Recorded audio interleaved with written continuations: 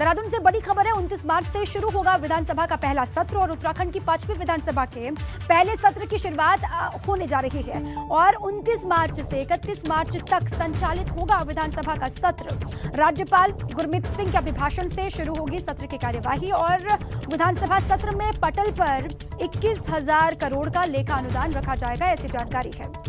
29 मार्च से 31 मार्च तक विधानसभा का सत्र चलेगा और ये उत्तराखंड की 5वीं विधानसभा के पहले सत्र की शुरुआत की तारीख आपको हम बता रहे हैं। 29 मार्च और 31 मार्च तक विधानसभा की कार्यवाही चलेगी। सबसे पहले कार्यवाही की शुरुआत होगी राज्यपाल गुरमीत सिंह के अभिभाषण से और उसके बाद ये कहा जा रहा है कि विधानसभा सत्र में पटल पर 21,000 करोड़ का लेखा अनुदान रखा जाएगा। तो 5वीं विधानसभा का गठन हुआ है जिसके बाद से सत्र का संचालन भी होना है। 29 मार्च से 31 मार्च तक सत्र की कार्यवाही चलेगी। देखिए, उत्तराखंड में भले ही शपथ ग्रहण हो गया हो, पुष्कर सिंह धामी सीएम बन गए हों, वहीं मंत्रियों ने भी शपथ ले ली हो, मगर अब तक मंत्रियों को उनके विभाग नहीं मिल पाए हैं। शपथ ग्रहण को अब 3 दिन बीत चुके हैं लेकिन अब तक विभागों का बंटवारा नहीं हुआ है। ऐसे में सबसे बड़ा सवाल यह है कि आखिर इतना वक्त क्यों लग रहा है, आखिर कब मंत्रियों को उनके विभाग अलॉट होंगे। कहा यह जा रहा है कि अभी और 1 से 2 दिन का वक्त लग सकता है। केंद्रीय नेतृत्व के हामी के बाद ही इस पर अंतिम फैसला लिया जाना है और दूसरी तरफ संगठन और सरकार आपसी तालमेल के बाद ही मंत्रियों में विभागों का बंटवारा करेंगे। ये भी तय मानिए, संगठन और सरकार में आपसी तालमेल होगा और उसके बाद किस मंत्री को कौन सा विभाग अलॉट किया जाना है इस पर सहमति बनेगी। उसके बाद ही पूरी तस्वीर साफ होगी। अभी जानकारी ये है कि अभी 1 से 2 दिन का वक्त और लग सकता है। केंद्रीय नेतृत्व से हामी जब मिलेगी, हामी जब भरी जाएगी दिल्ली से, उसके बाद तस्वीर साफ होगी पोर्टफोलियोज को लेकर। और अब आपको बताते हैं कि पिछली धामी सरकार में मुख्यमंत्री समेत किस मंत्री के पास कितने और कौन कौन से विभाग थे। सबसे पहले बात मुख्यमंत्री पुष्कर सिंह धामी की करते हैं जिनके पास 12 विभाग थे पिछले कार्यकाल में।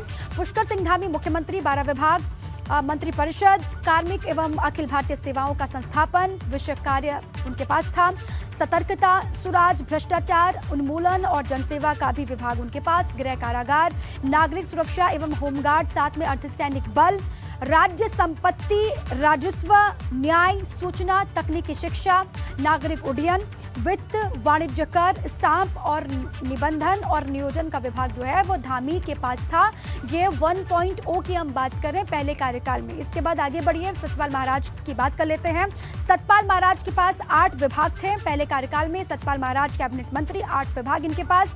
सिंचाई, बाढ़ नियंत्रण, लघु सिंचाई, जलागम प्रबंधन, भारत नेपाल उत्तराखंड नदी परियोजनाएं, पर्यटन, संस्कृति एवं धर्मस्व और लोक निर्माण विभाग भी सतपाल महाराज के पास था। इसके अलावा देखिए, सुबोध उनियाल के पास 7 विभाग थे कैबिनेट मंत्री और 7 विभाग इनके पास थे। कृषि, कृषि शिक्षा, कृषि विपणन, उद्यान एवं कृषि प्रसंस्करण, उद्यान एवं फलोद्योग, रेशम विकास, जैव प्रौद्योगिकी। और इसी पर अधिक जानकारियों के साथ देहरादून से पंकज राणा मेरे सहयोगी जुड़ चुके हैं। सीधे उन्हीं का रुख कर लेते हैं। इतना वक्त क्यों लग रहा है ये जान लेते हैं। पंकज, क्या बता रहे हैं आपके सूत्र या फिर अंदर से जानकारी क्या मिल पा रही है, क्या इनपुट है, कब तक पोर्टफोलियोज का ऐलान हो जाएगा, सभी को उनके विभाग दे दिए जाएंगे, कितना वक्त और लगेगा? दीपा, देखिए, संभावना जताई जा रही है कि कल शाम या परसों सुबह तक मंत्रियों को विभाग को बंटवारा किया जा सकता है क्योंकि 29 तारीख से सत्र शुरू हो रहा है और सत्र में संसदीय और विधायी मंत्री की बहुत ज़्यादा आवश्यकता होगी। उस लिहाज से माना जा रहा है कि यदि सभी मंत्रियों को विभाग नहीं मिलते हैं तो किसी एक मंत्री को संसदीय और जो विधायी है वो एक मंत्री को दिया जा सकता है। पहली सूचना ये है। और दूसरा ये कि संभवतः अगर सरकार की संगठन और केंद्र नेतृत्व से बातचीत हुई है मुख्यमंत्री की तो सोमवार तक ये सभी मंत्रियों को अपने अपने विभाग दे दिए जाएंगे क्योंकि अब बहुत ज़्यादा वक्त नहीं है, सरकार को अपने कामकाज भी करना है। और क्योंकि जिस तरह से जो दृष्टिपत्र भाजपा ने बनाया था, वो दृष्टिपत्र की एक कॉपी सभी अधिकारियों को दी गई है। उसको कहा गया है कि इस दृष्टिपत्र के आधार पर ही आगे के काम किए जाने हैं। तो उस लिहाज से कहा सकता है कि विभागवार अब मंत्रियों को विभाग देने के बाद मंत्री अब अपने अपने कामों पर लग जाएंगे। और जिस तरह से ये कहा जाता है कि जो मंत्री हैं, जो हैवी वेट विभाग हैं, वो लेने के लिए लगातार कोशिशों में जुटे हुए हैं। लेकिन ये फैसला केंद्रीय हाईकमान की हामी के बाद भरा जाना है क्योंकि मुख्यमंत्री पुष्कर सिंह धामी कल